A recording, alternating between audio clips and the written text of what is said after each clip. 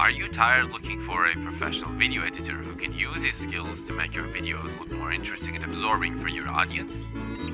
You'd better watch this video till the end. Creating visual contents have two main stages. 1. Producing the raw image. Well, this is not technically my job, so I will jump into the second one. 2. Editing. Now before we continue, let me tell you a professional secret.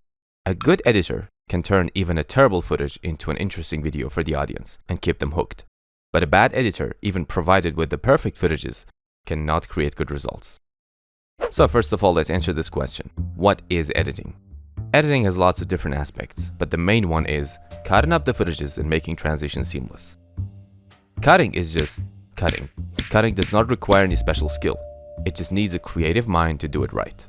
But transitions play the biggest role in videos. We have thousands of ways to make the change between one thing to the other one smooth and seamless. Now let me tell you why it's important. Our eyes are really sensitive to sudden change, because human mind tends to focus on one thing closely, but is also affected by the surroundings. And the key to seamless transitions is using that. We can use motion when you want to go from this to that. Or we can use motion plus blur, which technically gives you motion blur and simulates the quick movement of camera. We can use light,